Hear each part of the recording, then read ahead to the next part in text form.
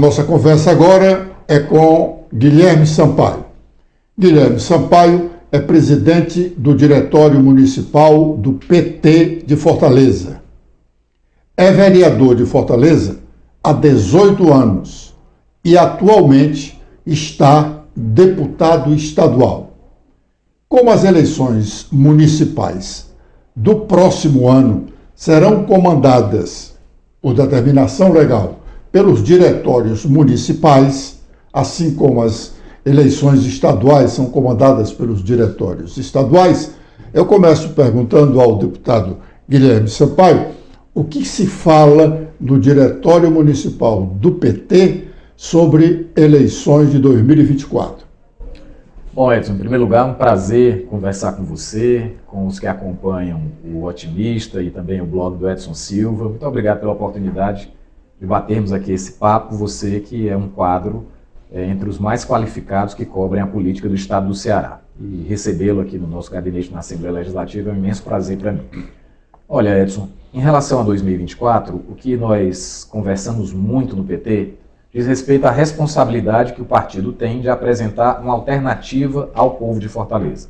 Você conhece bem a vida política da nossa capital, conhece bem a história do Partido dos Trabalhadores, sabe do enraizamento das nossas lutas nos movimentos sociais da cidade, nos movimentos populares, desde o movimento dos bairros até a luta ambiental, a luta dos sindicatos, a trajetória política do partido, dirigindo a Prefeitura Municipal, ainda no tempo da Maria Luísa, depois 2 vezes por ocasião da gestão da Prefeita Luiziane, as nossas candidaturas nas últimas eleições, sempre alcançando uma votação muito expressiva e, sobretudo, nessa quadra política em que nós temos o entendimento que o PT adquiriu uma responsabilidade ainda maior junto a uma frente democrática no país de defesa da democracia. Foi assim no campo nacional, foi assim também aqui no estado do Ceará, sob a liderança do então governador Camilo, sucedido pela governadora Isolda, e que resultou na vitoriosa campanha do nosso atual governador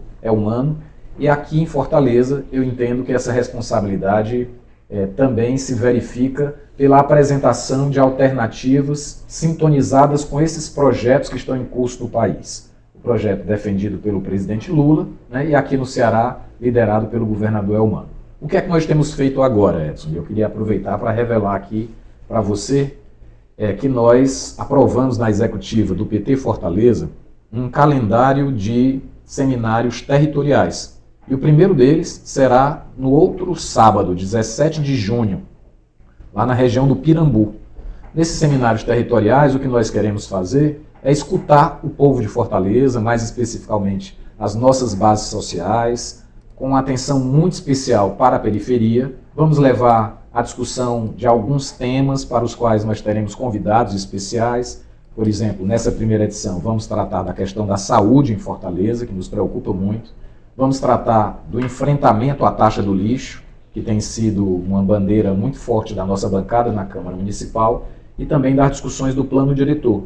E a partir disso, a partir desse mote, queremos escutar a nossa base social. Queremos, de forma participativa, irmos elaborando um diagnóstico socioeconômico da cidade de Fortaleza, que será a base que servirá de subsídio para o nosso programa de governo a ser melhor elaborado, melhor definido, em parceria com os demais partidos que marcharão conosco em 2024, por ocasião do processo eleitoral. Então, essa é a nossa linha agora em 2023, iniciando já em junho o primeiro seminário territorial para conversar com o nosso povo. Bom, deputado Guilherme, esse seminário territorial chega com alguns nomes, com um nome de pretenso candidato a prefeito? Olha, o PT tem esse privilégio, viu, Edson? Não faltam nomes qualificados para disputar a prefeitura. Aliás, às vezes isso se transforma até num problema, num desafio, e temos a tradição de democraticamente fazer esse debate nas instâncias do partido, temos regramentos internos para isso, mas antes de quaisquer disputas, fazemos um esforço muito grande de diálogo. Obviamente que terá muita influência nessa nossa definição a liderança exercida pelo governador Camilo Santana, a liderança exercida pelo ministro Camilo Santana agora, pelo governador Elmano de Freitas, né, a nossa boa relação, nosso bom diálogo com o nosso diretório estadual, liderado pelo presidente Conin, né, e com a presença muito forte do deputado Guimarães, e, óbvio, as instâncias do Partido dos Trabalhadores em Fortaleza, o seu diretório municipal e o nosso diálogo com as bases. O PT tem excelentes nomes para disputar e vencer.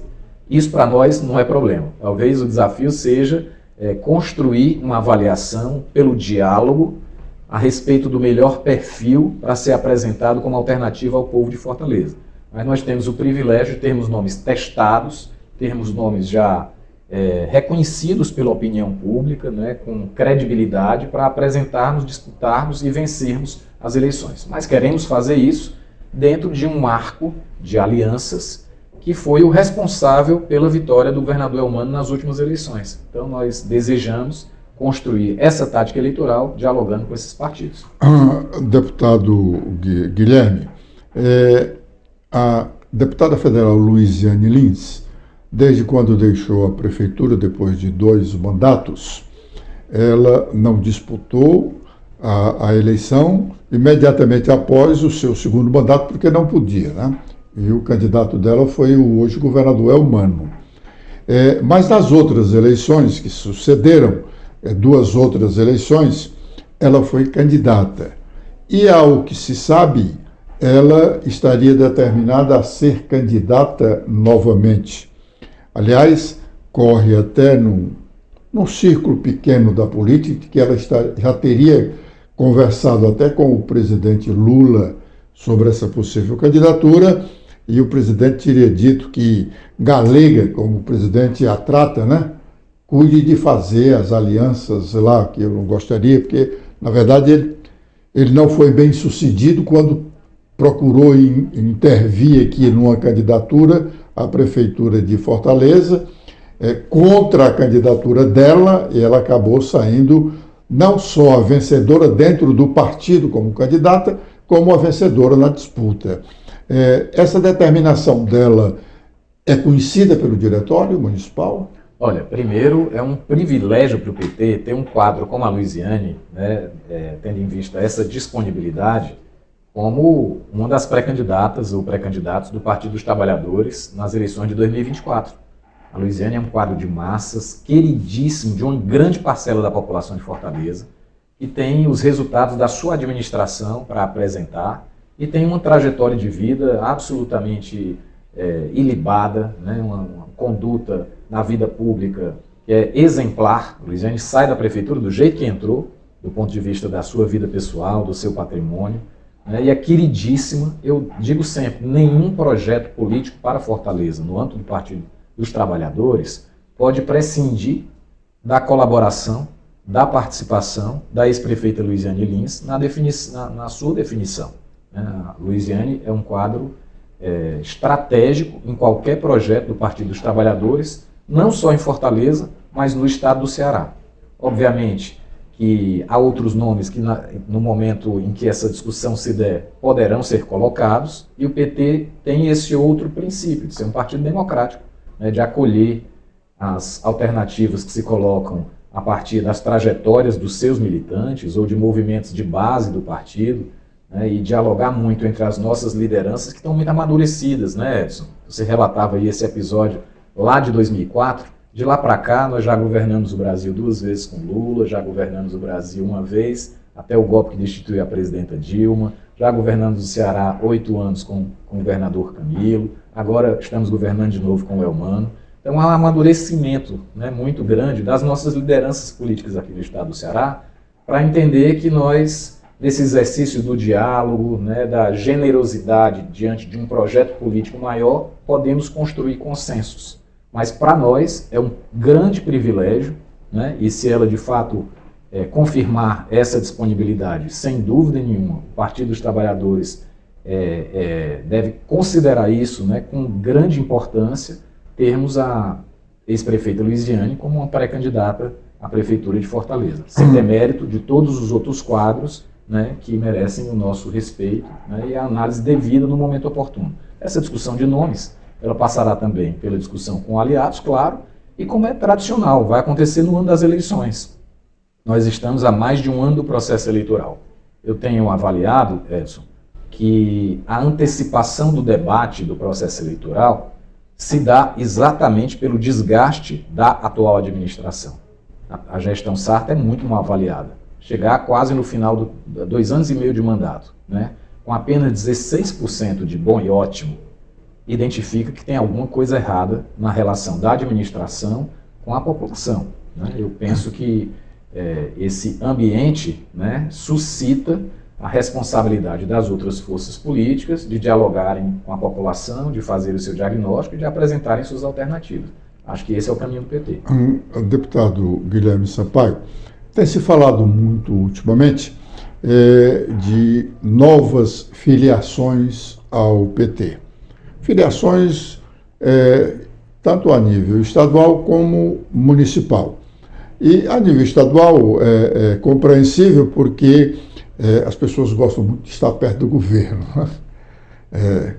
Eu lembro bem, o senhor também, que o PSDB nem existia aqui, mas o Tasso Gereissati, que foi eleito governador pelo MDB, aliás, na época era PMDB, né? Só foi entrar no PSDB, o partido passou a ser o maior do estado e foi durante muitos anos, enquanto Tasso foi governador ao longo de 3 períodos, né?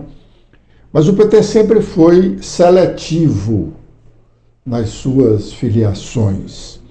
O PT tende a ser um partido fisiológico, como a maioria ou a quase totalidade dos demais? Olha, Edson, o PT já tem uma história. São 43 anos. Você citava o exemplo do que aconteceu com o PSDB aqui durante o governo do senador, do ex-senador, né, e ex-governador Tasso Gereissati.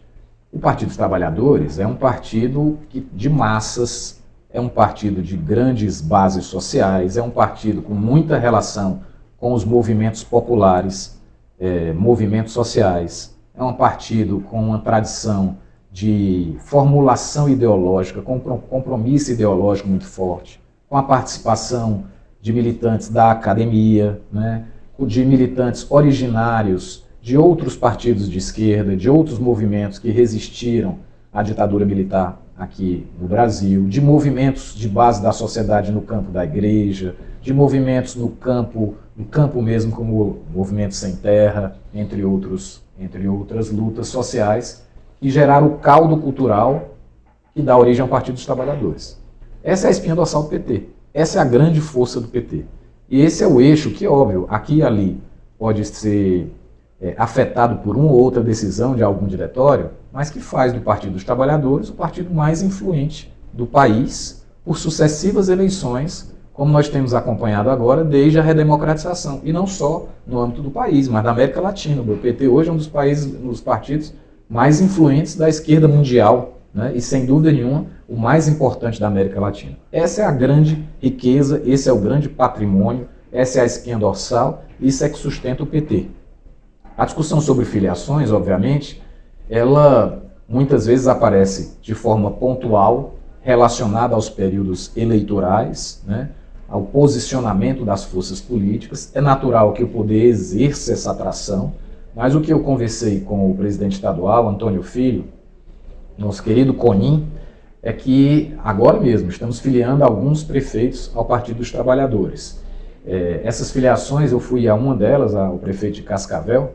Essas filiações têm sido resultado de uma discussão bastante cuidadosa. O próprio prefeito de Cascavel votou no Fernando Haddad já em 2018. Né? Então são lideranças que podem não ter a tradição do movimento sindical, que podem não ter a história de ter participado de movimentos sociais, mas que se comprometeram muito com o modo petista de governar, se comprometeram muito com as bandeiras defendidas pelo presidente Lula, com a luta pela redemocratização. Eu queria enfatizar muito isso, sabe, Edson? Porque esse debate não acabou. E o PT, como um dos partidos mais importantes no cenário político do brasileiro, tem a responsabilidade de garantir a sustentação do processo democrático. Nós vimos as ameaças que nós sofremos no passado muito recente, até poucos meses atrás. E nós superamos um período ditatorial agora também nos anos 80. Nós estamos com a responsabilidade, essa nossa geração, de consolidar a democracia no país. E o PT tem uma responsabilidade muito grande nisso, aqueles que, a despeito de todas as perseguições, sustentaram a defesa da democracia nesse período, devem ser vistos como aliados estratégicos para essa quadra histórica. Então o PT tem dialogado com lideranças que têm demonstrado esse compromisso com a defesa da democracia, com a defesa do presidente Lula, quando ele foi alvo de toda a perseguição político-jurídica que sofreu e que o levou a tantos dias de uma prisão injusta, e com a relação histórica desses partidos ou dessas lideranças, desses gestores, com os nossos governos aqui no estado do Ceará. No momento em que está tudo bem e no momento em que não está tudo bem. Vamos lembrar que o governador Camilo pegou uma pandemia, enfrentando um governo federal que pregava tudo ao contrário do que a ciência defendia. E ele teve que segurar a onda aqui no Ceará, e muitos prefeitos, às vezes sem tanto alinhamento histórico e ideológico conosco, estiveram ao lado da ciência, estiveram ao lado do SUS, estiveram ao lado da defesa da democracia. Então isso é uma responsabilidade muito grande que o PT tem aqui no estado do Ceará e no Brasil, e o que eu espero e penso que essa é a diretriz do nosso diretório estadual, é que essas filiações elas sigam esses princípios. Volto a dizer a você, independente da filiação de A, B, C ou D, o que sustenta o PT com a dimensão que tem, o que é a sua espinha dorsal, é esse caldo cultural de movimentos, né, de diversas origens, e que há 43 anos construiu uma experiência única de organização política do país, da base para cima. Edson, você é um homem de muita experiência na vida pública. Se eu lhe perguntar qual é o partido de massas que surge no Brasil de baixo para cima, né, dos movimentos de base da sociedade, como surgiu o Partido dos Trabalhadores, até produzir a maior liderança, né, política e eleger o presidente da República 3 vezes, um operário, né, você não tem experiência similar, né, na América Latina e não tem na história do Brasil. Então essa é a força do PT. Então muitas vezes nós divergimos internamente e depois que passamos esse processo de divergência, estamos muito unidos para enfrentar as urnas e enfrentar os grandes desafios como esse recente, esse governo absurdo que nós superamos do ex-presidente Bolsonaro, porque nós temos essa convicção. Essa é a cola do PT e isso não se acaba com a entrada de um ou de outro. Deputado Guilherme, nem com a saída, né? Nos últimos 8 anos em que o Estado foi governado pelo governador Camilo, 7 anos e um ano mais pela governadora Isolda, o governador Camilo sempre foi filiado ao PT. Mas dizia-se que o Camilo não era o PT raiz, portanto o governo era mais Ciro Ferreira Gomes, ou Cid Ferreira Gomes, era mais Ferreira Gomes do que propriamente PT. O PT chegou a ver o governo nessa visão de que se comentou por aí, e que hoje é que o PT realmente está no governo, porque tem um petista raiz, governador. O governador Camilo é filho da PT há muito tempo, né? Mas nós temos que olhar a história como ela é. A escolha do governador Camilo, a possibilidade de apresentarmos o Camilo como candidato ao governo numa aliança com o PDT, ela foi determinada especialmente pela presença do governador Cid Gomes à frente do Poder Executivo no estado do Ceará, né? Então, foi determinante a escolha do Cid pelo Camilo, né, para viabilizar as condições para que o PT apresentasse uma candidatura naquele momento. Então, essas foram as circunstâncias políticas que deram origem ao governo do Camilo. Naquele momento, nós não éramos majoritários no Ceará, nós não tínhamos a maior bancada de deputados, né? Ainda não temos hoje, temos a segunda, né? Nós não tínhamos a maior quantidade de prefeitos, éramos um partido influente, né, com deputados muito bem votados, mas não éramos majoritários politicamente no estado do Ceará, do ponto de vista da situação. Então, a origem do governo Camilo passa pela confiança política depositada naquele momento pelo PDT e pelo governador Cid Gomes, em passar o bastão para o Camilo, para um filiado ao Partido dos Trabalhadores. E é natural, num processo político que se origina dessa forma, que o governador Camilo tenha se conduzido no sentido de conciliar essa correlação de forças que existia naquele momento. O governador Camilo era um governador do Partido dos Trabalhadores, com uma história construída na esquerda, com uma descendência de uma grande liderança da esquerda do país, que lutou contra a ditadura militar, foi preso na ditadura militar, o Eudoro Santana. Então essa é a identidade política, um servidor público, o Camilo é um servidor público concursado, né? Essa é a identidade política do Camilo. E que ascende ao poder num processo político em que, majoritariamente, a sustentação da sua candidatura, a sustentação do seu governo, ainda não era, né, não tinha como força mais ampla o Partido dos Trabalhadores. E o governo do governador Camilo dialogava com essa correlação de forças. E qual é o saldo desse processo? O saldo desse processo, primeiro, é para o povo do Ceará. Governos muito sérios, que priorizaram a educação, que atraíram investimentos, que geriram as contas públicas com muita responsabilidade, que geraram um reconhecimento do Estado do Ceará a nível nacional em várias áreas de políticas públicas e que se sucederam. Esse é o mais importante. E do ponto de vista político-partidário, o fortalecimento do Partido dos Trabalhadores, ao ponto de nós lançarmos no insucesso da apresentação do nome da governadora Isolda, que naquele momento unificava, né, e era do PDT, naquele momento, criarmos as condições políticas para permitir que, mais uma vez, um quadro do Partido dos Trabalhadores disputasse o governo como candidato da situação, né, infelizmente não tendo o apoio integral do PDT, mas tendo um apoio significativo do partido que vinha construindo a gestão junto com o governador Camilo e junto com a governadora Isolda. Então, a resultante desse processo, é isso que a gente tem que olhar quando a gente avalia a história. É não só o patrimônio político que representa para o povo cearense um governo que alcança os resultados sociais que alcançou e também os resultados a nível de desenvolvimento econômico, e para o Partido dos Trabalhadores o seu fortalecimento.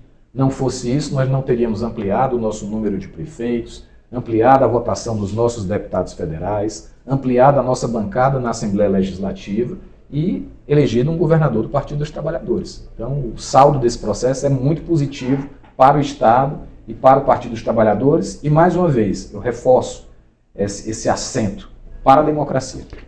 Deputado Guilherme Sampaio, desde quando a Luiziane deixou o comando da Prefeitura de Fortaleza, as disputas municipais, os candidatos do PT não tiveram no primeiro turno da disputa o apoio do governador, no caso, à época, Camilo Santana. Qual é a expectativa do PT para as eleições de 2024 com Elmano governador? Bom, eu acho que é importante lembrar essas circunstâncias que eu narrava para você agora há pouco, em que o governador ascende a esse cargo, o mais importante do Poder Executivo, em decorrência de uma aliança em que o PT não era a força majoritária e que depositou nele uma grande confiança política por parte do ex-governador Cid Gomes, do PDT e dos partidos da base. Então, o governador Camilo sempre foi muito cuidadoso com essas relações políticas, muito cioso da sua responsabilidade como maestro dessa aliança e foi tão competente com isso que saiu do governo com mais de 80% de aprovação, quase 90% de aprovação do povo do Estado do Ceará e elegeu seu sucessor no primeiro turno, nas condições que se acompanhou, né, com racha, com PDT e tudo mais. O que é a nossa expectativa? Nós achamos, Edson, que as eleições de 2024 em Fortaleza, elas devem refletir o arco de alianças, eventualmente até ampliado, e deu sustentação à candidatura do governador Elmano. E, sem dúvida nenhuma, o ministro Camilo será uma das lideranças de maior influência na construção dessa tática eleitoral. Na política, você conhece bem, não existe o tempo do relógio, existe o tempo da política, né? Às vezes algo que não está maduro... São os momentos da política que Quem imaginava que o Elmano ia ser o candidato a governador, né? Em função dessas circunstâncias, e acabou sendo o candidato a governador. Quem apostava que o Elmano venceria no primeiro turno, acabou vencendo no primeiro turno, contrariando todos os prognósticos. Então, algo que não está maduro hoje, às vezes amanhã, se não colher do pé, apodrece no dia seguinte, né? Então, a política tem essas nuances. Então, nesse momento agora, o que nós estamos priorizando? Aqui na Assembleia, consolidar a base de sustentação para o governo do governador Elmano. Há pendências ainda em relação a isso, pendências do próprio PDT, né, e dos seus quadros, que vão precisar resolver internamente a sua vida. E no que cabe ao PT e à Federação, PCdoB e PV, hoje também, aliás, vou te dar em primeira mão essa informação, eu vou reunir com os presidentes do PV em Fortaleza, o ex-vereador João da Cruz, e da PCdoB, a Ana Lúcia, presidente municipal, exatamente para irmos alinhando as nossas definições políticas, com vistas ao papel da federação nas eleições de 2024. Então, nesse momento, é o tempo de fazer esse diálogo, né? De ouvir o povo, né? De colher subsídios, de entender o que é que se passa na cidade nesse momento, esse vácuo de liderança, a ausência, né, de carisma, de uma relação de identificação do povo com o atual prefeito, né? As grandes prioridades, na minha opinião, falta um projeto estratégico para a cidade de Fortaleza. Fortaleza é uma grande metrópole, né? Uma visão. Nós tivemos aquela experiência do Fortaleza 2040, mas que me parece hoje muito mais um documento impresso no livro do que, de fato, um guia de governo. Então, falta uma visão estratégica para a cidade de Fortaleza. A priorização dos problemas da periferia da cidade, né, em detrimento de áreas jamais valorizadas, né? Então, tudo isso precisa ser auscultado nesse momento. E vamos escolhendo subsídios para afinar nossa discussão com os partidos da federação, com os demais aliados. E em 2024, quando os processos estiverem mais aprofundados, nós vamos estar com o governo Lula já no seu segundo ano. Eu espero, viu, Edson, já com resultados muito melhores na economia. Estava todo mundo achando que o PIB ia crescer muito pouco e agora sinalizou 2% nesse último período, né? Nós acabamos de aprovar na Câmara o novo regime fiscal, a tendência é que passe também no Senado, isso vai dar muita estabilidade para a queda dos juros, inclusive. Em seguida, nós temos muito otimismo na discussão da reforma tributária. O relatório foi apresentado essa semana na Câmara dos Deputados.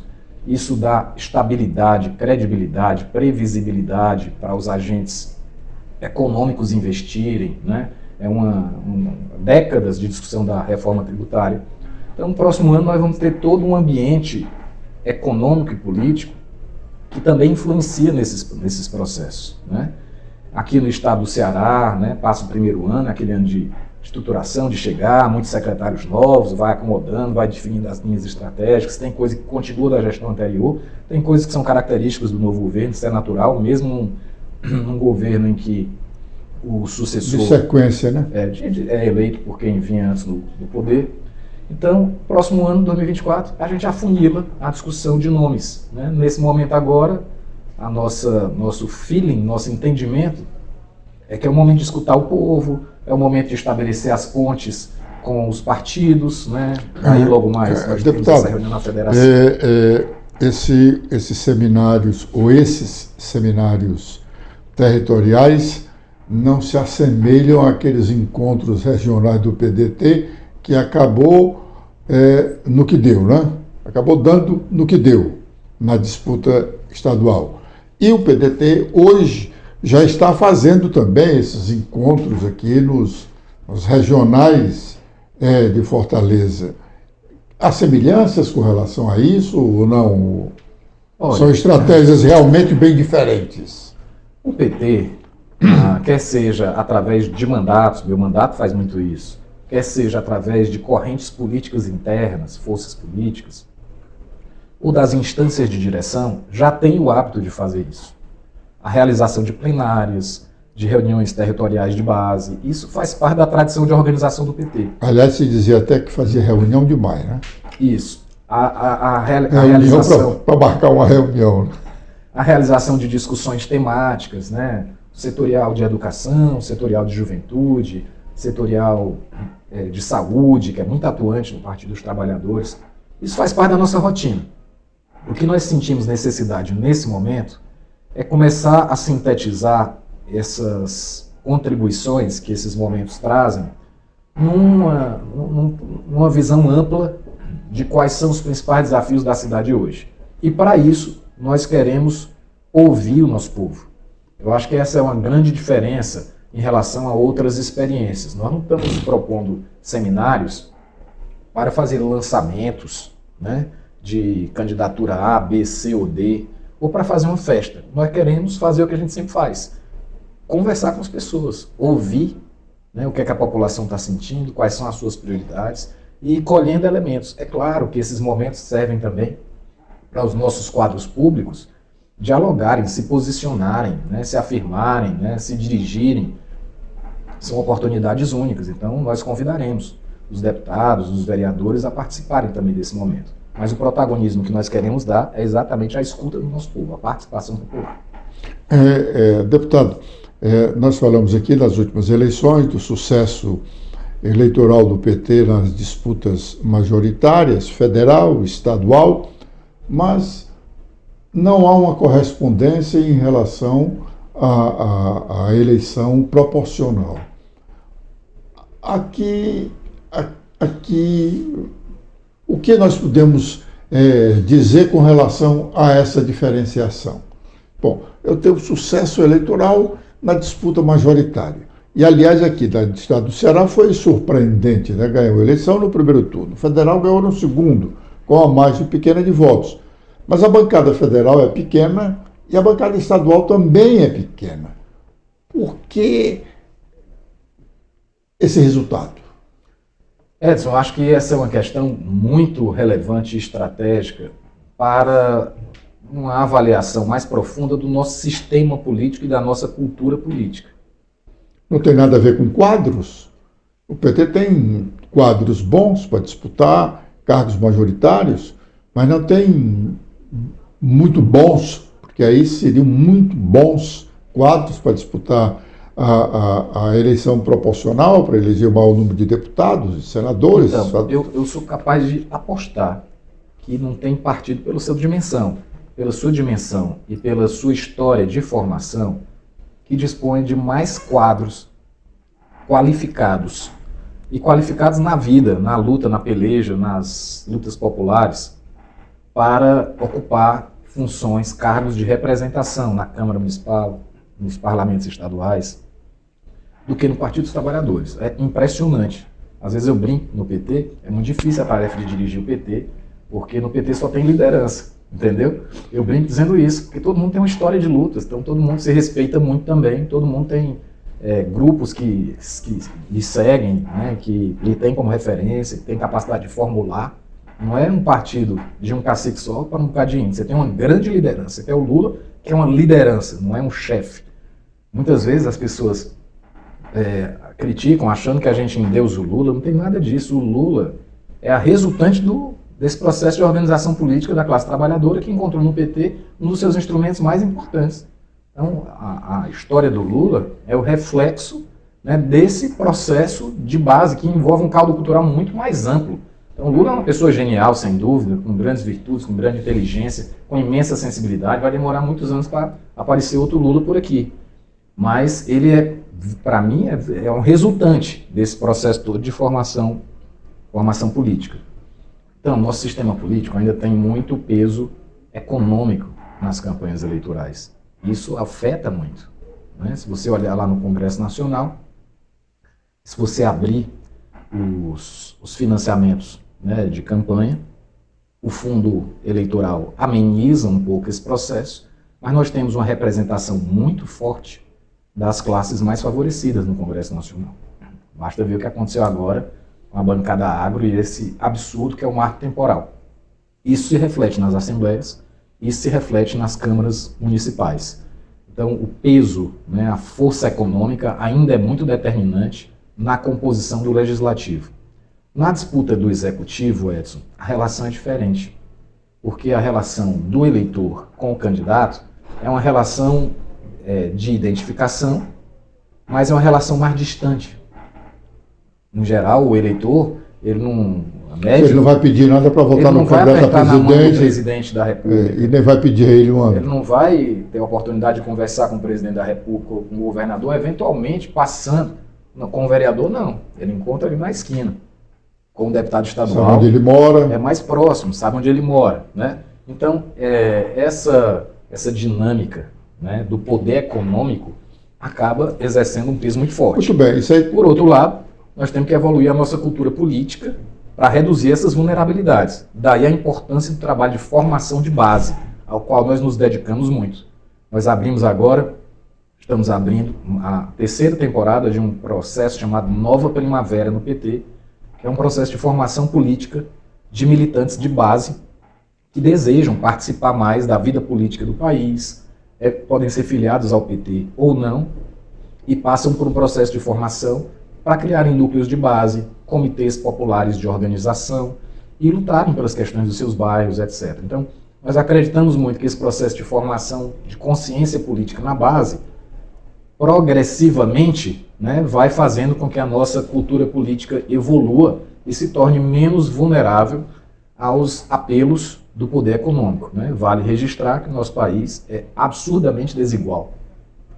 Hoje, nas páginas do jornal, aqui no estado do Ceará, eu vi uma manchete que me chamou muita atenção. Era a respeito do Desenrola, um programa do governo federal para famílias de até 2 salários mínimos negociarem dívidas de até R$5 mil. Famílias com renda de até 2 salários mínimos. Então, é gente simples, né? E a quantidade de pessoas que está no perfil, assim, eu não lembro do 40% da população. Quase, né? Quase metade da população. Quase metade da população. Imagina que é isso. Quase na metade da população tem até 2 salários mínimos, está devendo. E está devendo, sabe? Então, assim, é uma vulnerabilidade muito grande. Deputado Guilherme, é inegável a liderança pessoal do presidente Lula. Eu sempre, quando converso reservadamente com algumas pessoas, a gente vê claramente que nós tivemos nas últimas décadas aqui no Brasil, uma liderança como Getúlio Vargas e a do Lula. Lideranças realmente populares, né? Se bem que o Getúlio teve um momento diferente do democrático, né? Mas o Lula passou a campanha toda apelando ao eleitorado para votar nos deputados. O presidente precisava de uma bancada. E ele não conseguiu esse intento. O PL do Bolsonaro perdeu a eleição, é a maior bancada de deputado federal no Congresso Nacional, na Câmara dos Deputados, né? Depois vem o União Brasil. Aqui, o governador Eumano ganhou a eleição no primeiro turno. Isso significa dizer que foi avassaladora a vitória dele, mas não conseguiu eleger uma expressiva bancada de deputados estaduais. Elegeu mais deputados estaduais do que outrora, mas mais porque tinha muito pouco antes e continua tendo pouco. Como se avaliar isso, se analisar essa situação? Eu acho que tem 2 elementos aí. Tem um elemento que é mais estrutural e que diz respeito à nossa cultura política. É verdade que o poder econômico tem um peso muito grande na eleição proporcional. Era isso que eu ia mencionar. Então, tem esse elemento mais estrutural, diz respeito à nossa cultura política e ao peso do poder econômico nas eleições, mas vamos lembrar que há também um aspecto conjuntural.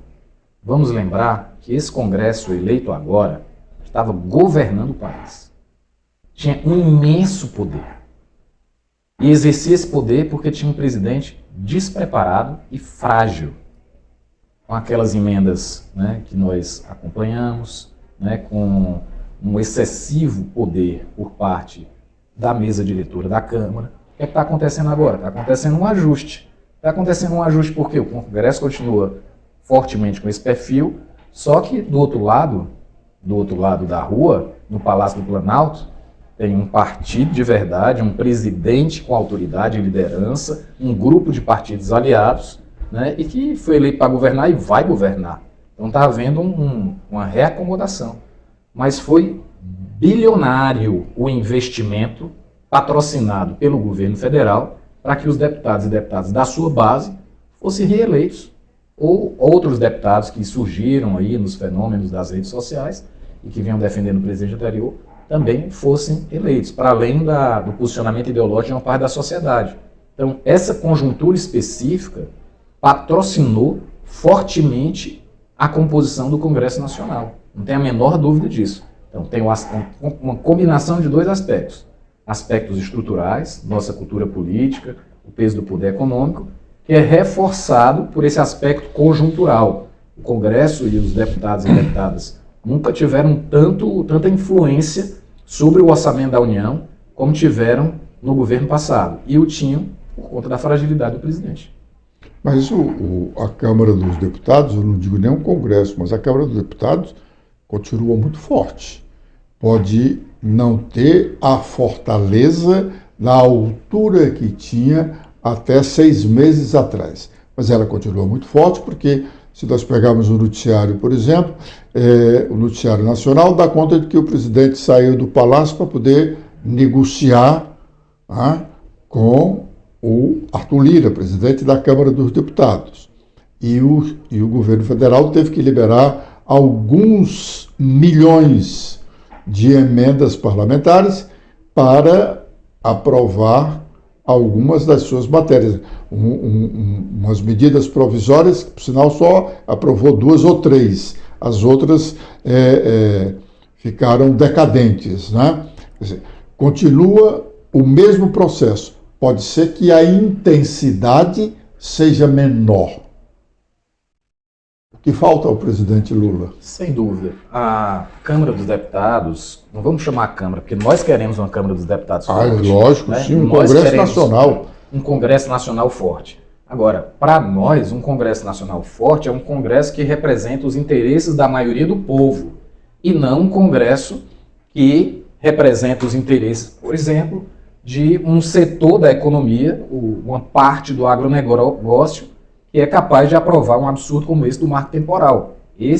Essa é a diferença conceitual. E essa Câmara, com esse perfil, continua muito forte porque foi eleita. E foi eleita por conta dessas circunstâncias que nós estamos ali falando. E essa eleição dá legitimidade. Vamos lembrar que nós viemos de um momento, Edson, volto a insistir nisso, de muita fragilidade das instituições. Então, é muito importante conferir legitimidade às regras do jogo democrático.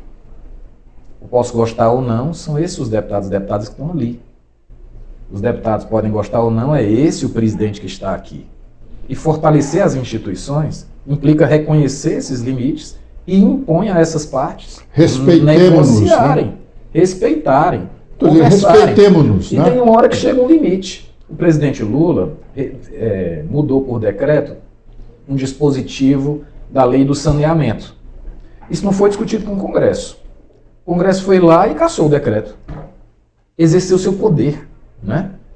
Ao mesmo tempo, o Congresso Nacional agora, a Câmara dos Deputados, ao discutir a reforma, ao discutir essa estrutura do Ministério, né? O governo foi lá e exerceu o poder que tem, né? Bem, agora, com transparência, com as emendas que são de execução obrigatória. Não era mais aquelas emendas escondidas do relator. É bom registrar isso, que felizmente o STF acabou, né? Com transparência e dentro das regras institucionais. Porque as emendas de execução obrigatória, elas fazem parte da institucionalidade. Você pode criticar, dizer que é bom, dizer que é ruim, mas fazem parte da institucionalidade. O que é que o Congresso fez? Pressionou por isso. Fazia parte do jogo, né? E o governo dialogou e aprovou com ampla maioria. Essa competência política se exige hoje para preservar a democracia. Para preservar a democracia que ainda segue sob ataque no mundo todo. Nós tivemos dia 8 de janeiro uma circunstância que eu acredito que você nunca assistiu na história política do país. A invasão da sede dos três poderes. Gostaria de não ter assistido. Não é? Imagina o quanto custa para alguém como você, que acompanha a cena política do país, ter testemunhado um momento como aquele, e que agora é objeto de investigação na CPI. Então, foi muito forte a experiência política recente de desgaste da democracia, né, de ataque ao republicanismo. Então, exige-se de quem está na presidência da República um grau de competência política e de habilidade que o presidente Lula já historicamente demonstra, e mais uma vez está demonstrando, muito grande, né, de diálogo, de respeito, e tem hora que tem um limite. Tem hora que isso aqui não dá. No marco temporal, só para concluir, o governo encaminhou contra, ele perdeu a eleição. Perdeu a votação, mas encaminhou contra, porque era demais. Daquele limite não dava para passar, né? E tem circunstâncias em que a Câmara dos Deputados vai fazer esse jogo. Qual é a minha crença? É que o contraste e os resultados do governo Lula vão ser tão exitosos e cada vez mais lhe renderão apoio popular que nós devemos testemunhar uma forte migração, né, de uma posição mais crítica no Congresso Nacional, na Câmara dos Deputados, para uma posição de maior reconhecimento e de maior sustentação política do governo. Deputado Guilherme Sampaio, nos últimos 8 anos que o PT governou o estado do Ceará, ele não conseguiu aumentar o número de prefeitos do partido aqui no estado.